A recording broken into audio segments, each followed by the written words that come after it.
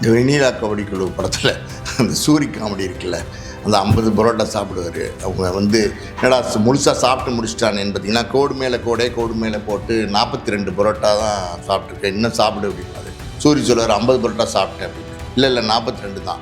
ஐயோ இதெல்லாம் போங்காட்டம், அது ஒத்து வராது, கோடெல்லாம் அழிங்க, மறுபடியும் முதல்லேருந்து வாங்க அப்படின்னு சொன்ன மாதிரி பார்த்தீங்கன்னா, அரசியல் அழுத்தமே இல்லை அப்படின்னு விஜய் எங்க சொல்லியிருக்காரு. அழுத்தம் இருக்கு மக்களுக்கு, ஆனால் மக்களுக்கு இருக்கு. அதாவது வரும் ஆனால் வராது. எப்படி ஜனநாயகன் வரும் ஆனால் வராது, அப்படிதான் அழுத்தம் இருக்காமா, ஆனால் மக்களுக்கு இருக்காமா. மக்களுக்கு என்ன அழுத்தம் இருக்கு? கேரியரின் உச்சத்தை விட்டுட்டு வந்துட்டீங்கிறீங்க. ஓகே, உங்கள் கேரியரின் உச்சத்தை விட்டுட்டு வந்துட்டீங்க, எல்லாமே ஓகே. இந்த 500 கோடி ரூபா எனக்கு எதுவும் கவலையே கிடையாது, நான் பாரு என்ன பண்ணுறேன் பாரு அப்படின்னு தைரியமாக பேசுங்க. ஏன் 500 கோடிக்காண்டி பதுங்குறீங்க? 500 கோடிக்காண்டி பதுங்குறீங்களா இல்லை எதுக்காண்டி பதுங்குறீங்க? ஏன் பதுங்குறீங்க? இவ்வளோ நாள் வீரவசனம் பேசிக்கிட்டு இருந்த நீங்கள் நேத்திக்கு மேடையில் ஏன் வீரவசனம் பேசலை? அதாவது முகமே பார்த்தீங்களா அப்படியே வாடி போச்சு, முகமே சிரிக்க மாட்டேன்ட்டாரு. எலெக்ஷன் முன்னாடி வராதா அப்படின்னா வராது. அது என்ன எலெக்ஷனுக்கு அப்புறமாவது வரணுமா அப்படின்னா அதுக்காவது இப்போ நீங்கள் தயார் நிலைக்கு ஆகணும். இல்லைன்னா எலெக்ஷனுக்கு அப்புறமும் வராது. ஒரு 3-4 வருஷம் போனதுக்கப்புறம்.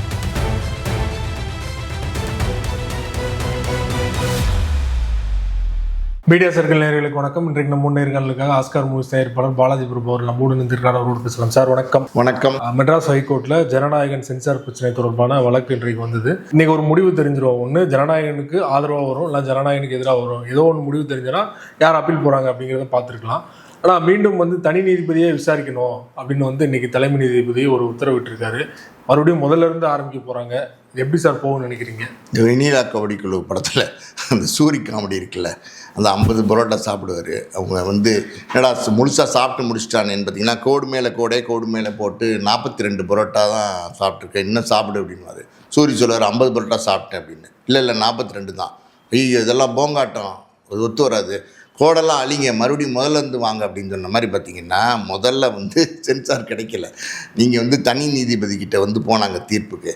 தனி நீதிபதி பார்த்தீங்கன்னா கொடுத்த தீர்ப்பு, அதுக்கு அப்பீல் பண்ணி சென்சார் பெஞ்சுக்கு போனாங்க. பெஞ்சு தீர்ப்புனே சொல்ல முடியாது, பெஞ்சு வழக்கே நிலுவையில் இருக்கும்போது சுப்ரீம் கோர்ட்டுக்கு போனாங்க. அங்கே கேவியட் போட்டாங்க. அதுக்கப்புறம் பார்த்தீங்கன்னா சுப்ரீம் கோர்ட் வழக்கை விசாரணைக்கு எடுத்து அங்கேருந்து பார்த்தீங்கன்னா திருப்பி சென்னை நீதிமன்றத்துக்கே பெஞ்சுக்கே அனுப்பிச்சிட்டாங்க. பெஞ்ச் நீதிபதிகள் விசாரிச்சுட்டு தீர்ப்பை ஒத்தி வச்சுருந்தாங்க. இன்றைக்கி தீர்ப்பு சொல்லிட்டாங்க. என்ன தீர்ப்பு சொல்லிட்டாங்க? அதாவது இப்போ சர்டிஃபிகேட் கொடுத்துடணும்னு சொல்லலை, இல்லை ஏதாவது ஒரு கால அவகாசத்துக்குள்ளே மறு தணிக்கை பண்ணி படத்தை சர்டிஃபிகேட் கொடுத்துருங்க, ஏதாவது சொல்லுவாங்களான்னு எதிர்பார்த்தாங்க. ஆனால் எதுவுமே நடக்கலை. மறுபடியும் நிறைய பேச வேண்டியிருக்கு போல். அதனால் 2 தரப்பினரும் அவங்கவுங்க வாதங்களை மறுபடியும் சொல்லுங்கள், தனி நீதிபதி மதிக்கே நான் மறுபடியும் ரீடைரக்ட் பண்ணி அனுப்புகிறேன், நீங்கள் அங்கே போய் வழக்கை விசாரிங்க, அங்கே அவங்க முழுசாக அவங்களுடைய 2 பக்க வாதங்களையும் கேட்டுட்டு தீர்ப்பு சொல்லுவாங்க அப்படின்னு சொல்லி மறுபடியும் தனி நீதிபதிக்கே திருப்பி அனுப்பிச்சாங்க. அதாவது முதல்லந்தா அப்படிங்கிற மாதிரி இருக்குது. ஸோ இது எங்கே போய் முடிய போகுதுன்னே தெரில. இந்த பெஞ்சில் ஏதாவது ஒரு தீர்ப்பு இருந்துச்சு வச்சுக்கோங்க, ஒரு வேளை தயாரிப்பு நிறுவனத்துக்கு சாதகமாக வந்திருந்தால் கூட இது இவர் சென்சார் போர்டு சுப்ரீம் கோர்ட்டுக்கு போயிருப்பாங்க. சென்சார் போர்டுக்கு சாதகம் வந்திருந்தால் தயாரிப்பு நிறுவனமாக சுப்ரீம் கோர்ட்டுக்கு போயிருப்பாங்க. இப்போ எந்த வழியுமே இல்லாமல் மறுபடியும் ஆரம்பித்த இடத்துக்கே போக சொல்லிட்டாங்க. இப்போ என்ன பண்ணுறதுன்னே தெரியாமல் முடிச்சுட்டு இருக்காங்க. இப்போ மறுபடியும் என்ன நடக்கும் அப்படின்னா, இந்த வழக்கு தனி நீதிபதி கிட்ட எப்போ வரும் அப்படின்னு தெரியாது. மறுபடியும் இந்த வழக்கு தனி நீதிபதி கிட்ட தனி நீதிபதி இந்த வழக்கினுடைய விசாரணைன்னு ஒன்று இருக்குது பார்த்தீங்களா, 2 தரப்பு வாதத்தையும் கேட்கணும். அது எத்தனை நாளில் கேட்பாங்க, எத்தனை நாளில் முடிப்பாங்கன்னு சொல்ல முடியாது. சென்சார் போர்டு எங்களுக்கு கால அவகாசம் வேணும், எங்களுடைய வாதங்களை எழுத்துப்பூர்வமாக கொடுக்கறதுக்குன்னு கேட்டாங்கன்னா அந்த கால அவகாசத்தை நீதிபதி கொடுத்து தான் ஆகணும். இதெல்லாம் முடிஞ்சு ஒரு தீர்ப்பு வருது அப்படின்னு வச்சுக்கோங்க, தனி நீதிபதி மறுபடியும் ஏதாவது ஒரு தீர்ப்பு, ஏற்கனவே சொன்ன மாதிரி ஆஷா தனி நீதிபதி சொன்னாங்கல்ல, யூஏ சர்டிஃபிகேட் வழங்க உத்தரவிடுகிறேன், அப்படி ஒரு தீர்ப்பை சொன்னாங்கன்னா மறுபடியும் இது பெஞ்சுக்கு மறுபடியும் சுப்ரீம் கோர்ட்டுக்கு என்ன ஆக போகுதுன்னே தெரியல சார். அதாவது இது தேவையில்லாத வேலை. இது அன்னைக்கு இது தணிக்கை முதல் தணிக்கையில் சர்டிஃபிகேட் கொடுக்க முடியல, ஒரு புகார் வந்திருக்கு, ரிவைசிங் கமிட்டிக்கு அனுப்புகிறோம் அப்படின்னு சொன்னப்பே பார்த்தீங்கன்னா இவங்க சென்சார் போர்டு ஆஃபீஸர்ஸ்டே போய் என்ன பிரச்சனைங்கிறது கேட்டு, சரி ரிவைசிங் கமிட்டி இப்போ போச்சுன்னா எத்தனை நாளில் கொடுப்பீங்க ஏதாவது ஒன்று கேட்டு அங்கேயே அமிக்கபிளான்னு சொல்லுவாங்க. அதாவது இணக்கமாக பேசி முடிச்சிருந்தா ஈஸியாக அந்த வேலை முடிஞ்சிருக்கும். சென்சார் அதாவது இதான் ரியாலிட்டியும் என்ன அப்படின்னா, இப்போ முதல் தணிக்கை நடந்துச்சு இல்லையா, அந்த முதல் தணிக்கை எக்ஸாமினேஷன் கமிட்டி EC அதில் வந்து தணிக்கை கொடுக்க மறுக்கும்போது மறு தணிக்கைக்கு அனுப்புகிறாங்க. ரிவைசிங் கமிட்டியில் ஒன்று போனதுக்கப்புறம் அங்கே வந்து அந்த ரிவைசிங் கமிட்டி தணிக்கை கொடுக்கறதுக்கு மறுத்தாங்கன்னா அப்போ நீங்கள் நீதிமன்றத்தை நாடலாம். ஏன்னா அதுக்கடுத்து வந்து வேறு வழி இல்லை. சென்சார் போர்டில் அதுக்கப்புறம் முதல்ல ட்ரிபுனல்னு ஒன்று இருந்துச்சு, அது இப்போ இல்லாதனால நீதிமன்றத்தை தான் போயாகணும். ஆனால் இங்கே ஒரு வாய்ப்பு மறுக்கப்பட்டப்ப இன்னொரு சந்தர்ப்பம் வந்து இருக்கும்போதே பார்த்திங்கன்னா நீதிமன்றத்துக்கு போயிட்டாங்க. அது ரொம்ப ரொம்ப தப்பு. அப்படி போனதுனால வந்த வேணை தான் இது. வந்து எப்படின்னா சென்சார் போர்டை பொறுத்த வரைக்கும் அவங்க என்னென்னா, நாங்கள் வந்து இதை மறுதணிக்கை பண்ணி தான் அந்த சர்டிஃபிகேட் கொடுக்க முடியும் அப்படின்னு ரொம்ப ஸ்ட்ராங்காக சொல்கிறாங்க. அதுலேயும் அவங்க எடுத்து வைக்கிற பாயிண்ட்லாம் என்னென்னா, மத உணர்வுகளை புண்படுத்துகிற மாதிரியான காட்சிகள் இருக்குது, வசனங்கள் இருக்குங்கிறாங்க. இன்னொரு பக்கம் பார்த்திங்கன்னா இராணுவத்தில் பயன்படுத்துகிற சிம்பிள் பேட்ச் எல்லாம் பயன்படுத்தியிருக்காங்க. ஹோம் செக்ரட்டரியிலேருந்து ஹோம் டிபார்ட்மெண்ட்லேருந்து அதுக்கான முறையான பர்மிஷன் வாங்கலை அப்படிங்கிறாங்க. இதெல்லாம் இருக்குது சார், ஏகப்பட்ட குளறுபடிகள். ஆனால் சென்சார் போர்டை பொறுத்த வரைக்கும் அவங்க ரொம்ப ஸ்ட்ராங்காக இருக்காங்க. ஒரு விஷயம் ரொம்ப தெளிவாக எல்லாருமே புரிஞ்சுக்கணும், இந்த ஜனநாயகன் மூலமாக என்ன அப்படின்னா, தேதி அறிவித்து வரக்கூடாதா, தேதி அறிவிச்சுட்டா வந்து அறிவிக்கக்கூடாதா, சென்சார் சர்டிஃபிகேட் வாங்கி தான் தேதி அறிவிக்கணுமா, அப்படி ஒரு சட்டம் இல்லாட்ட கூட சென்சார் சர்டிஃபிகேட் வாங்கி தான் தேதி அறிவிக்கணும். வாங்காமல் தேதி அறிவித்தா அங்கே சிக்கல் வந்துச்சுன்னா, பிரச்சனை வந்துச்சுன்னா, சர்டிஃபிகேட் கிடைக்கலன்னா இப்படி தான் கோர்ட்டாக அலைய வேண்டிதான். மொத்தத்தில் தயாரிப்பு நிறுவனம் எல்லாமே தப்பாக ஒரு ஸ்டெப் எடுத்து வைக்கிறாங்க. வச்ச கால் சரியா அப்படின்னா வச்ச கால் சரியே கிடையாது. அடுத்து என்ன நடக்க போகுதுங்கிறது யாருக்குமே தெரியாது. இப்போ ஒரு உதாரணத்துக்கு வந்து ஒரு விஷயம் இருக்குது, என்னென்னா, நாங்கள் வந்து இப்போ வந்து நீதிமன்றத்தில் இருக்கிற வழக்கை வந்து நாங்கள் வாபஸ் வாங்கிக்கிறோம், யார் தயாரிப்பு நிறுவனம் சொல்லி வாபஸ் வாங்கினா அதுக்கும் 2-3 நாள் ஆகும். இந்த மாதமே முடிஞ்சிருது, இன்றைக்கி 27 இருக்கும். இந்த மாதமே முடிஞ்சிருச்சுன்னா ஒருவேளை பிப்ரவரியிலேருந்து தணிக்கை குழு வந்து அந்த படத்தை மறு தணிக்கைக்கு பார்க்குறதுக்கு அவங்களுக்கு குறைஞ்சபட்சம் 20 நாள் வேணுங்கிறாங்க. அதுதான் அவங்களுடைய ப்ரொசீஜர். அந்த ப்ரொசீஜர் படி பார்த்திங்கன்னா 20 நாளில் வந்து மறு தணிக்கை பண்ணி அவங்க வந்து கொடுப்பாங்களா அப்படின்னா, அங்கேயும் பார்த்திங்கன்னா மறு தணிக்கையில் நிறைய கட்ஸ் கொடுக்கறதுக்கு வாய்ப்பு இருக்குது, நிறைய மியூட் பண்ணுறதுக்கு வாய்ப்பு இருக்குது. இப்போ கொடுத்ததே ஓகே அப்படின்னு சொல்லியும் சர்டிஃபிகேட் கொடுக்கலாம், இன்னமும் நிறைய கட் பண்ணவும் சொல்லலாம், சில காட்சிகளே நீக்க சொன்னாலும் சொல்லலாம். ஸோ என்ன வேணாலும் நடக்கலாம். இனிமேல் வந்து அது ஈகோ ப்ராப்ளமாக மாறி போச்சுன்னும் போது சென்சார் போர்டு அவங்களுடைய ஈகோ ஒன்று இருக்கும்ல, அதை டச் பண்ணதுக்கப்புறம் அவங்களுடைய சௌரியத்துக்கு தான் நடந்துப்பாங்க. அப்படியே மறுதணிக்கை வந்து இவங்க விட்ரா பண்ணி 20 நாளைக்குள்ளே பார்த்து கிடைக்குதுன்னே வச்சுக்கோங்களேன். அது ஆகிறதுக்கு பிப்ரவரி 20-22 ஆகும். 20-22 ஆனதுக்கப்புறம் நீங்கள் படத்தை வந்து ரிலீஸ் பண்ணணும்னா உடனே ரிலீஸ் பண்ண முடியாது. அதாவது தமிழ்நாட்டில் தேட்டர் வந்து இப்போ படங்கள் இல்லாதனால ஃப்ரீயாக தான் இருக்குது. எந்த வெள்ளிக்கிழமையோ வியாழக்கிழமை பார்த்து ரிலீஸ் டேட் சொல்லலாம். ஆனால் உலகளவில் உங்களுக்கு தேட்டர் கிடைக்குமா? உலகளவில் ஆல்ரெடி இது வந்து தேட்டர் எடுத்து ரிலீஸ் டேட் அனௌன்ஸ் பண்ணி டிக்கெட்லாம் விற்று அந்த டிக்கெட் பணத்தெல்லாம் ரீஃபண்ட் பண்ணி அந்த தேட்டர் எடுத்தாங்கள அந்த டிஸ்ட்ரிபியூட்டர் அவங்களுக்குலாம் பெனால்ட்டி, அதாவது வந்து அவங்களுக்குலாம் பார்த்திங்கன்னா இது ஃபைன் பண்ணியிருக்காங்க. இதெல்லாம் நடந்திருக்கு. இது எக்கச்சக்கமான குளறுபடிகள் இருக்குது. தமிழ்நாட்டிலே தேட்டர் எடுக்கணும், மறுபடியும் டிஸ்ட்ரிபியூட்டர்ஸ்லாம் வந்து பார்த்திங்கன்னா அதை வாங்குறதுக்கு முன் வரணும் அப்படின்னா சென்சார் சர்டிஃபிகேட் கையில் வந்ததுக்கப்புறம் தான் அதெல்லாம் பண்ண முடியும். அப்படியே பண்ணாலும் ஒரு பிப்ரவரி 28 சரி ஓகே, ஒரு மார்ச் 1-2 பண்ணுறாங்க, 3 எப்போ வெள்ளி வியாழன் இருக்கோ அப்போ பண்ணுறாங்கன்னே வச்சுக்கிட்டிங்கன்னா கூட உடனே பார்த்திங்கன்னா மார்ச் 7-8 முதல் வாரத்திலே வந்து தேர்தல் அறிவிப்பு வந்துருங்கிறாங்க. அப்படி தேர்தல் அறிவிப்பு வந்துருச்சுன்னா அப்போ இந்த படத்தை வந்து நீங்கள் வெளியிட முடியுமா அப்படின்னா வெளியிட முடியாது. தேர்தல் சட்ட திட்டங்கள்னு ஒன்று இருக்குது. விஜய் வந்து அரசியலுக்கு வந்துட்டார், ஒரு கட்சி தலைவர் ஆகிட்டார்னா போது அவருடைய படத்தை வெளியிட முடியவே முடியாது. இது ஒன்று. சரி, தேர்தல் அறிவிப்பு வர்றதுக்கு முன்னாடி நீங்கள் வந்து வெளியிடுறீங்க, பிப்ரவரி கடைசி வாரத்தில் ஹரிபரியாக நீங்கள் வெளியிடுறீங்கன்னு வச்சுக்கோங்களேன். சரி ஓகே, படம் ரிலீஸ் ஆயிடுச்சு. பிப்ரவரி மார்ச் 3 நாளில் தேர்தல் அறிவிப்பு வந்துருச்சுன்னா 4 நாள்லேயே இந்த படத்தை வந்து தூக்க வேண்டியிருக்கும் தேட்டர்லேருந்து. தேட்டரில் என்ன சொல்லுவாங்க, அதாவது தேர்தல் கமிஷனுக்கு இந்த இருக்கிற கட்சிகள் வந்து புகார் சொல்லுவாங்க, இந்த மாதிரி இந்த படத்தை ஓட விடக்கூடாது, இதை நிறுத்தணும் அப்படின்னும் போது தேர்தல் வந்து தேர்தல் அதிகாரிகள் தேர்தல் விதிமுறைக்கு உட்பட்டு அவங்க வந்து பார்த்திங்கன்னா படத்தை வந்து தேட்டரில் இதுக்கு மேலே ஓடக்கூடாதுன்னு சொல்லுவாங்க. ஸோ ஒரு 4-5 நாள் வேணால் ஓடுறதுக்கு வாய்ப்பு இருக்குது. அதுவும் நான் சொன்ன மாதிரி பார்த்திங்கன்னா ஹரிபரியாக இவங்களாம் வந்து முன் வந்து விட்ரா பண்ணால் அது நடக்கும். இல்லைன்னா இந்த வழக்கு எப்போ முடியும்னே தெரியாது. புலிவாலை பிடிச்ச கதை தான். நேற்றுலேருந்து பார்த்தீங்கன்னா பிப்ரவரி 6ஆம் தேதி ரிலீஸு, பிப்ரவரி 14ஆம் தேதி ரிலீஸு, ஓடிடியில் ரிலீஸ் அப்படின்னு சொல்லிட்டு பலரும் பல்வேறு தகவலை சொல்லிட்டு இருந்தாங்க. இப்போ நீங்கள் சொல்கிறதெல்லாம் பார்த்தோன்னா எலெக்ஷனுக்கு முன்னாடியே வர பாசிபிலிட்டி ரொம்ப குறைவு தான் இல்லையா? எலெக்ஷனுக்கு முன்னாடி என்னுடைய கணிப்பு இந்த படம் எலெக்ஷனுக்கு முன்னாடி வராதுக்கான வாய்ப்புகள் நான் சொன்னேன்ல இவ்வளோ நேரம். அத்தனை சாத்தியக்கூறுகளையும் எடுத்து பார்த்தீங்கன்னாலும் இதுதான் வந்து இருக்கிற சாத்தியக்கூறுகள். இதுதான் வந்து இக்கட்டான ஒரு நிலைமை சார். எலெக்ஷன் வந்து மார்ச்ல எப்படி அனௌன்ஸ் பண்ணிடுவாங்க? முதல் வாரத்திலே அனௌன்ஸ் பண்ணிடுவாங்க. பிப்ரவரி மாசமே அனௌன்ஸ் பண்ண போறாங்கன்னு இருக்கலாம். பிப்ரவரி கடைசியில கூட எலெக்ஷன் அனௌன்ஸ் பண்ணுவாங்க. நீங்க இன்னும் ஒரு 20 நாள் வச்சுக்கிட்டு நீங்க என்ன பண்ண முடியும்? ஒண்ணுமே பண்ண முடியாது. நிச்சயமா எனக்கு தெரிஞ்சு எலெக்ஷனுக்கு முன்னாடி இந்த படம் வெளியாகிறதுக்கு வாய்ப்புகள் ரொம்ப ரொம்ப கம்மி. 99% வந்து ஜனநாயகன் எலெக்ஷன் முன்னாடி ரிலீஸ் ஆகிறதுக்கு வாய்ப்பு இல்லை. எலெக்ஷன்லாம் முடிஞ்சு அப்படின்னா எலெக்ஷன்லாம் முடிஞ்சு ரிசல்ட் எல்லாம் வந்து எப்படின்னா நம்ம ஊரில் எலெக்ஷன் முடிஞ்சிருச்சுன்னா கூட அதை ரிலீஸ் பண்ண முடியுமான்னு எனக்கு தெரியல. எல்லா ஊர்லேயும் எலெக்ஷன் நடக்கும். இந்த என்டிஏ கூட்டணி அது இதுன்னு அலையன்ஸ் எல்லாம் இருக்குல்ல. அதனால் அது சார்ந்து பார்க்கும்போது இது முழுக்க எலெக்ஷன் முடிஞ்சு ரிசல்ட் எல்லாம் வந்ததுக்கப்புறம் ரிலீஸ் பண்ணுறதுக்கு தான் வாய்ப்பு இருக்குன்னு நான் நினைக்கிறேன். அது இன்னொரு 6-7 மாதம் ஆகலாம். இப்போ நீங்கள் பேசும்போது சொன்னீங்க ஈகோ ப்ராப்ளம் தான், அவசரப்பட்டு வழக்கு போட்டாங்க படக்குழு. அது வந்து ஒரு ஈகோ ட்ரிகர் ஆகி தான் வந்து அவங்களுமே வந்து பாருங்க இழுத்து பார்க்குறாங்க சென்சார் போர்டு. இன்னொரு பக்கம் பார்த்தீங்கன்னா அரசியல் வந்து எந்த அழுத்தமே இல்லைன்னு விஜய் அவர்கள் பேசியிருக்காரு. ஆனால் வெளியிலேருந்து பார்க்குற பலருமே சொல்கிறது அரசியல் அழுத்தத்தினால தான் வந்து படத்தை வந்து இவ்வளோ தாமதப்படுத்துகிறாங்க, புதுசாக இருக்குது, எந்த படத்துக்கு முன்னாடி பண்ணதில்லைன்னு சொல்கிறாங்க இல்லையா? ஸோ வந்து ஈகோ கிளாஸா இல்லைனா வந்து அரசியல் அழுத்தமா, ரெண்டுல எது? அதாவது அரசியல் அழுத்தமே இல்லை அப்படின்னு விஜய் இங்க சொல்லியிருக்காரு. அழுத்தம் இருக்கு மக்களுக்கு, ஆனா மக்களுக்கு இருக்கு. அதாவது வரும் ஆனா வராது. எப்படி ஜனநாயகன் வரும் ஆனா வராது, அப்படிதான் வந்து அழுத்தம் இருக்காமா.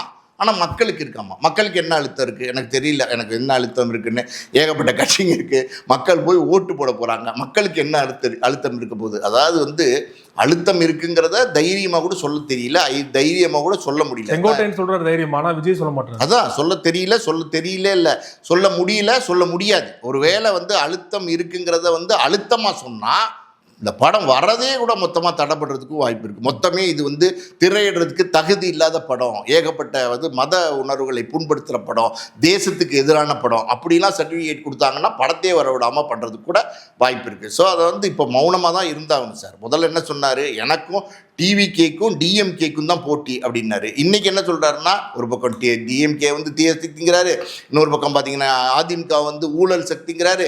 இப்போ இவர் வந்து 3வது இடத்துக்கு இவரே வந்து தன்னை நகர்த்திக்கிட்டாரு. இவங்க 2 பேருக்கு தான் போட்டி, நான் வந்து 3வது இடத்துக்கு போயிட்டேங்கிறத மறைமுகமாக வந்து இவரே சொல்லிட்டாரு. ஊழல் பைசா ஒரு பைசா கூட தொட மாட்டேன் அப்படிங்கிறாரு. கூட வச்சிருக்கிறதெல்லாம் பார்த்தீங்கன்னா செங்கோட்டையன்னு, கூப்பா கிருஷ்ணன், இவங்களெல்லாம் கூட வச்சிருக்காரு. ஆனால் வந்து அவர் வந்து ஊழல் அதிமுகவை விமர்சனம் பண்ணுறாரு. இவங்கெல்லாம் ஏற்கனவே அதிமுகவில் இருந்தவங்க தானே, இவங்க வந்து இன்னைக்கு தானே வந்து விஜய் பக்கம் வந்திருக்காங்க. ஸோ இதெல்லாம் வந்து எப்படின்னா ஒரு அரசியல் பண்ணுறாரு, அரசியல் பண்ணட்டும், நம்ம வேணான்னு சொல்லலை. அதான் நான் முதல்ல இருந்தே சொல்லிட்டு இருக்கேன் சார். ஒரு அரசியலுக்கு நீங்கள் வந்ததுக்கப்புறம் நீங்கள் துணிஞ்சு நிற்கணும் சார். துணிஞ்சு நின்னா மட்டும்தான் இங்கே நீங்கள் ஜெயிக்க முடியும். துணிஞ்சு நின்ன விஜயகாந்தே ஒரு காலத்துக்கு அப்புறம் பார்த்தீங்கன்னா என்ன பண்ணாங்கன்னு நமக்கு தெரியும். அதாவது வந்து அது ஒரு ஸ்டேஜுக்கு மேலே மன அழுத்தம் கொடுத்தாங்க விஜயகாந்துக்கு. பலவிதமான அழுத்தங்கள் வரும் சார். அந்த மாதிரி மன அழுத்தம் கொடுத்து கூடவே இருந்த நண்பர்களை எல்லாம் பிரித்து உடைச்சி, கட்சியை உடைச்சி எதிர்கட்சி தலைவராக இருந்தார். ஆனாலும் அங்கே என்ன நடந்துச்சு, ஏகப்பட்ட விஷயங்கள் நடந்து அந்த அழுத்தமே விஜயகாந்துக்கு ஒரு பெரிய போராட்டமாக போய் கடைசியில், அதாவது இப்படின்னா நிற்கிற ஆள் விஜயகாந்த், எதை பற்றியும் கவலைப்படாமல் அசால்ட்டாக நிற்கிறாள். அவரே வந்து பார்த்திங்கன்னா அரசியலுக்குள்ளே வந்ததுக்கப்புறம் அது தாக்கு பிடிக்க முடியல. உண்மையாக பார்த்திங்கன்னா அந்த உடல்நிலையும் அவருக்கு சரியில்லாமல் போச்சு. அது என்ன சொல்கிறது, அதுக்கு மேலே விமர்சனம் பண்ண வேண்டாம். இப்போ விஜயை பொறுத்த வரைக்கும் ஏகப்பட்ட வசனங்கள், வீர வசனங்கள்லாம் பேசுகிறாரு. டிஎம்கே வந்து தீய சக்திங்கிறாரு, பாஜகவை கொள்கை எதிரிங்கிறாரு. இப்போ இந்த பாஜக வந்து கொள்கை எதிரின்னு கூட இப்போ சொல்ல மாட்டேங்கிறாரு. என்ன காரணம்னு தெரில, என்ன அழுத்தம் இருக்குன்னு தெரில. அழுத்தம் இருக்குங்கிறாரு, ஆனால் அழுத்தம் இல்லைங்கிறாரு. அந்த அழுத்தம் மக்களுக்கு இருக்குங்கிறாரு. மிரட்டுனா பயப்படுறாளா நானு அப்படின்னு, மிரட்டுனா பயப்படுறாளா நானு அப்படின்னா, மிரட்டுனா பயப்படுறாளா நானு அப்படின்னு சொல்றதுக்கு இப்போ நான் ஒரு உதாரணம் சொல்றேங்க. எதுவுமே வந்து யாருக்குமே எந்த காலத்துலையுமே குரல் கொடுக்கறது கிடையாது. எதுக்கு குரல் கொடுக்குறீங்க? ஒரு துப்புரவு பணியாளருக்கோ இல்லை வந்து ஒரு பஸ் கண்டக்டருங்க பிரச்சனை, அது இது நாட்டில் 1008 பிரச்சனை இருக்குது. கொலை இருக்குது, ஆணவ கொலை இருக்குது, எல்லாமே இருக்குது. எதுக்குமே வந்து நீங்கள் குரல் கொடுக்கறது இல்லை. அதெல்லாம் கூட விடுங்க. ஒரு அரசியல் தலைவர் இதுக்கெல்லாம் நியாயமாக குரல் கொடுக்கணும், குரல் கொடுக்கறது இல்லை, அதெல்லாம் விட்டுருங்க. நான் ஒரு விஷயம் கேட்குறேன். அதாவது மிரட்டினா பயப்படுற ஆளா அப்படின்னா, நீங்கள் இப்போ இங்கே என்ன ஜனநாயகனில் என்ன நடக்குதுங்கிறது ஏகப்பட்ட பேர் பேசுகிறாங்க. இன்றைக்கி டிவியாக டிபேட் போயிட்டுருக்கு. ஜனநாயகன் வருமா வராதா, ஜனநாயகனுக்கு வந்து அரசியல் அழுத்தமா இல்லை வந்து சென்சார் போர்டு தான் அழுத்தம் கொடுக்குதா அப்படின்னு எல்லாருமே டிபேட் பண்ணுறாங்க. எல்லா கட்சியினருமே டிபேட் பண்ணிட்டு இருக்காங்க. அதே மாதிரி யூடியூப் சேனல்ஸ்லையும் பார்த்தீங்கன்னா எல்லாருமே டிபேட் பண்ணிட்டு இருக்காங்க. எல்லாருமே வந்து பலவிதமான கருத்துக்களை, அவங்கவுங்க கருத்துக்களை வந்து டிவியில் சொல்லிட்டு இருக்காங்க, யூடியூப்பில் சொல்லிட்டு இருக்காங்க, மீடியாவில் இருக்குது, அச்சு ஊடகங்களில் வருது, எல்லாமே இருக்கும்போது இது சம்பந்தமா நீங்க ஏன் வாய் திறக்க மாட்டேங்கிறீங்க விஜய்? நீங்க ஏன் வாய் திறக்க மாட்டேங்கிறீங்க? என்ன ஏன் இந்த மௌனம்? எதனால இந்த மௌனம்? அதுக்கு என்ன காரணம் பயப்படுவேனான்னு சொல்றேன். நீங்க பணம் போட்டது வேற ஒருத்தர், 500 கோடி வந்து போட்ட தயாரிப்பாளர் விஜய் இல்ல. விஜய் சொந்த படம் தான் பேசுவாரு. இன்னொரு தயாரிப்பாளருக்கு விஜய் பேசலன்னா தேவையில்லாம இன்னும் சிக்கல் வந்தனா படம் வெளியிடாம போச்சுன்னா 500 கோடி அவர் தான் லாஸ் ஆயிருன்னு சொல்றாங்க. அவருக்கு 500 கோடி லாஸ் ஆகிறதுக்கு விஜய் வருத்தப்படுறாரா? அதெல்லாம் கிடையாதுங்க. இவர் வந்து 250 கோடி ரூபா சம்பளம் டப்பிங் பேசுறதுக்கு முன்னாடி ஃபுல் செட்டில்மெண்ட் வாங்கிட்டாரு. புரியுதா உங்களுக்கு?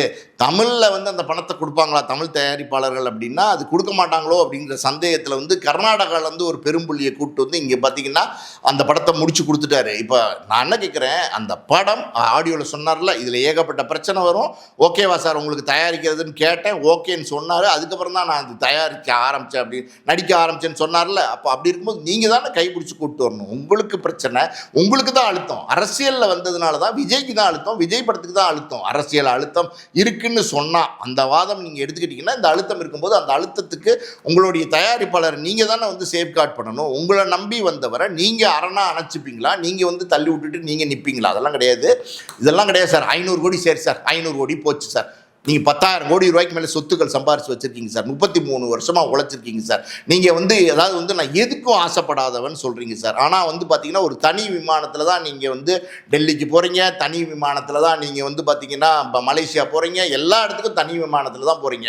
யாருமே வந்து தனி விமானத்தில் போகிறதில்ல. இன்றைக்கி உங்களை விட பல வருடங்கள் மூத்த நடிகராக இருக்கக்கூடிய சூப்பர் ஸ்டாராக இருக்கக்கூடிய ரஜினிகாந்தே வந்து தனி விமானத்தில் போகிறது கிடையாது. அவர் வந்து எல்லாரோடையும் தான் போகிறாரு. நீங்கள் பிஸ்னஸ் கிளாஸ் இருக்குது, எக்ஸிக்யூட்டிவ் கிளாஸ் இருக்குது, இன்னும் எத்தனையோ கிளாஸ் இருக்குது. படுத்துக்கிட்டே போகலாம், பாடிக்கிட்டே போகலாம், எல்லா விதமான வசதிகளும் விமானத்தில் இருக்குது. அப்படி இருக்கும்போது அந்த மாதிரி ஒரு வசதி எடுத்துக்கிட்டு போக வேண்டியதான தனி விமானம். ஒரு தடவை விமானத்தில் போயிட்டு வர்றதுக்கு எனக்கு தெரிஞ்சு 1 கோடி ரூபா செலவாகுதுன்னு சொல்கிறாங்க. நீங்கள் இதெல்லாம் வந்து பண்ணுற நீங்கள் உங்களுக்கு நான் என்னுடைய கேரியரின் உச்சத்தை விட்டுட்டு வந்துட்டீங்கிறீங்க. ஓகே, உங்கள் கேரியரின் உச்சத்தை விட்டுட்டு வந்துட்டீங்க, எல்லாமே ஓகே. இந்த 500 கோடி ரூபா எனக்கு எதுவும் கவலையே கிடையாது, நான் பாரு என்ன பண்ணுறேன் பாரு அப்படின்னு தைரியமாக பேசுங்க. ஏன் 500 கோடிக்காண்டி பதுக்குறீங்க? 500 கோடிக்காண்டி பதுங்குறீங்களா இல்லை எதுக்காண்டி பதுங்குறீங்க?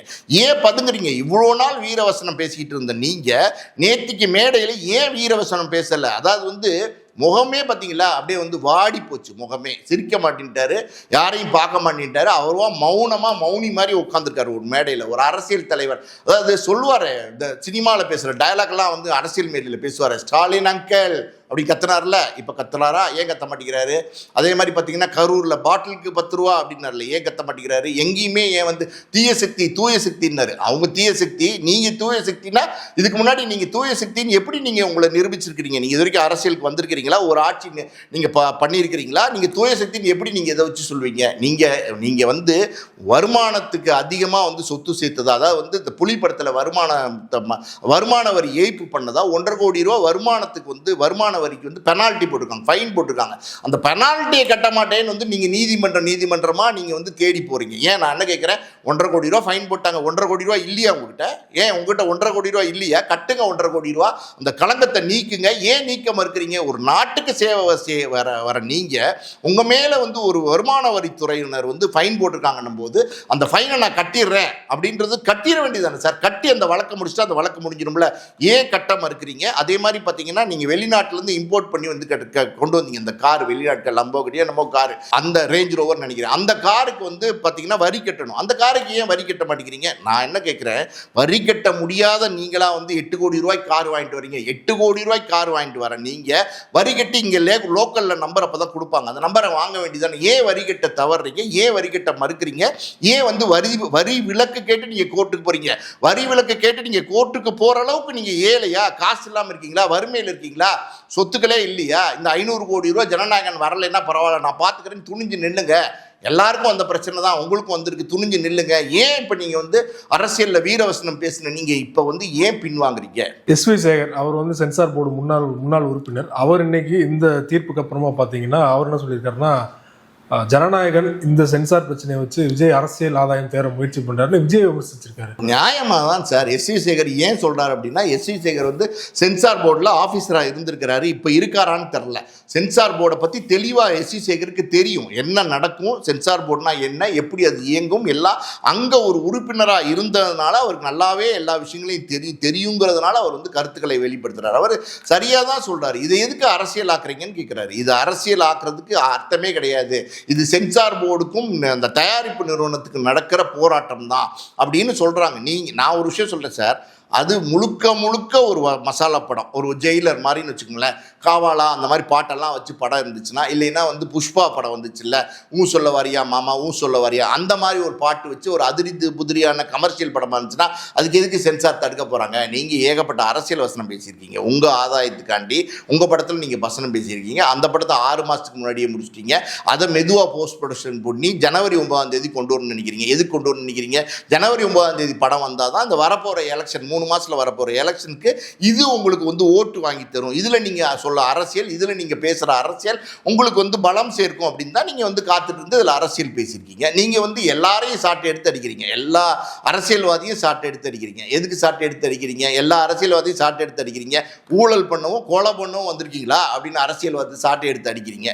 நீங்கள் வெறும் நடிகர் விஜயா இருந்தால் சாட்டை எடுத்து அடிச்சிங்கன்னா இது ஒரு படக்காட்சியாக மட்டும் பார்த்து கடந்து போயிடுவாங்க. நீங்கள் அரசியல்வாதி விஜயா வந்ததுக்கப்புறம், நீங்கள் ஒரு கட்சி தலைவர் விஜயா வந்ததுக்கப்புறம் இது எப்படி படக்காட்சியாக பார்த்துட்டு கடந்து போக முடியும்? பல பேருடைய மனசை புண்படுத்தியிருக்கு. பல அரசியல் வசனங்கள் பல கட்சிகளை தாக்கின, பல தனிநபர்கள், அரசியல் இருக்கிற தனிநபர்களை தாக்கின காட்சிகள் வசனங்கள் இதில் படத்தில் இடம்பெற்றிருக்கு அப்படிங்கிற மாதிரி சொல்கிறாங்க. ஸோ எல்லாமே இருக்கும் சார், எல்லாமே பார்ப்பாங்க. நாளும் தான் பார்க்கணும். நீங்கள் வந்து 1000 தான் நீங்கள் வந்து தேதி 9ஆம் அனௌன்ஸ் பண்ணால் கூட சென்சார் சர்டிஃபிகேட்டுங்கிறது மேண்டேட்ரி. சென்சார் சர்டிஃபிகேட் இல்லாமல் இந்திய நாட்டில் படத்தை ரிலீஸ் பண்ண முடியாது. அது சட்டம். சட்டத்தை நீங்கள் உங்கள் இஷ்டத்துக்கு வளைக்க முடியாது. நீங்கள் அந்த காருக்கு கோர்ட்டுக்கு போகிறீங்க, இப்போ வந்து வருமான வரி ஏய்ப்புக்கு கோர்ட்டுக்கு போகிறீங்க, இப்போ இதுக்கு கோர்ட்டுக்கு போகிறீங்க. சரி, இதெல்லாம் வந்து காரு வருமான வரி ஏய்ப்பெல்லாம் பார்த்தீங்கன்னா பல வருஷங்களாக நீங்கள் நடத்திட்டு வரீங்க, நடத்துங்க. இதுக்கு படத்துக்கும் அப்படி பல வருஷம் நடத்த போகிறீங்களா? உங்கள் ஈகோ பிரச்சனை, சென்சாரோட ஈகோ தொட்டுட்டது ஒரு பக்கம், உங்கள் ஈகோ பிரச்சனை. நீங்கள் இறங்கி வாங்க. உங்கள் படம் ரிலீஸ் ஆகணும். நீங்கள் சொன்னீங்கல்ல தயாரிப்பாளருக்கு 500 கோடி ரூபா போயிடும்னு. 500 கோடி ரூபா போகக்கூடாதுன்னு நினச்சிங்கன்னா நீங்கள் இறங்கி வாங்க. நீங்கள் வந்து அந்த தயாரிப்பாளரை கூப்பிட்டு சொல்லுங்க. நீங்க கூட நேரடியாக போக வேண்டிய அவசியம் கிடையாது. உங்களுக்கும் இந்த படத்துக்கும் சம்பந்தமே கிடையாது. இந்த படத்தினுடைய தயாரிப்பாளர் தான் இந்த வழக்கு கொடுத்துருக்காரு. உங்களோட பிரஸ்டீஜையும் இது அஃபெக்ட் பண்ணாது. அப்படி இருக்கும்போது தயாரிப்பாளர் கூப்பிட்டு சார் வித்ரா வாங்கிருங்க சார், என்னன்னு பார்த்துட்டு சீக்கிரமாக முடிங்க சார், சீக்கிரமாக ரிலீஸ் பண்ணலான்னு ஒரு அமிக்கபிள் ஒரு யாருமே எப்படின்னா, நீங்கள் வந்து முறைச்சிக்கிட்டு நின்னீங்கன்னா முறைச்சிக்கிட்டே தான் நிற்கணும். எதிராளி வந்து முறைச்சான்னா முறைச்சிக்கிட்டு தான் நிற்கணும். நீங்கள் கை கொடுத்தீங்கன்னா யாராக இருந்தாலும் கை கொடுத்த மாட்டேன்னு உதறிட்டுலாம் போக மாட்டாங்க. இப்போ சென்சார் போர்டோட சார் அதெல்லாம் பழசெல்லாம் மறந்துடுங்க சார், சர்டிஃபிகேட் கொடுங்க, எவ்வளோ சீக்கிரம் பார்த்து பண்ண முடியுமோ பண்ணுங்கன்னு சொன்னால் நிச்சயமாக சரி சார் பண்ணிடலாம்னு சொல்லிட்டு பண்ணி கொடுப்பாங்க. அதுக்கு விஜய் வந்து வழி வைக்கணும். எல்லாத்துக்குமே நீதிமன்றத்துக்கு போவேன், எல்லாத்துக்குமே வக்கீல் இருக்கு, எல்லாத்துக்குமே நான் சட்ட போராட்டம் பண்ணுவேன் அப்படின்னா பண்ணுங்க. ஒரு ஒரு இதுக்கு இப்போ எல்லா விஷயத்துக்கும் பண்ணுங்க. ஆனால் அந்த சட்டம் அப்படின்னு போயிட்டீங்கன்னா, நீதிமன்றம் அப்படின்னு போயிட்டீங்கன்னா அந்த போராட்டம் எப்போ முடியுங்கிறது நீங்களோ நானோ கணிக்கவே முடியாது.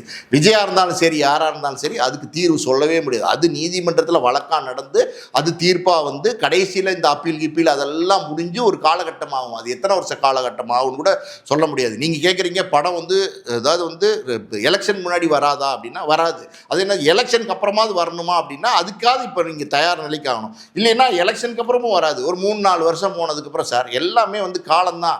இப்போ இருக்கிற ட்ரெண்டு நாளைக்கு மாறுமா இல்லையா? அதே மாதிரி ஒரு சூழ்நிலைக்கு இந்த படத்தை தள்ளாதீங்க. நீங்கள் சீக்கிரமாக உங்களோட ஈகோ விட்டு முடிங்க. அவ்வளோதான். ரொம்ப நன்றி சார். ஜனநாயகன் சென்சார் பிரச்சனை தொடர்பாக பல்வேறு விஷயங்கள் என்னோட பகிர்ந்து கொண்டீங்க. மிக்க நன்றி. நன்றி.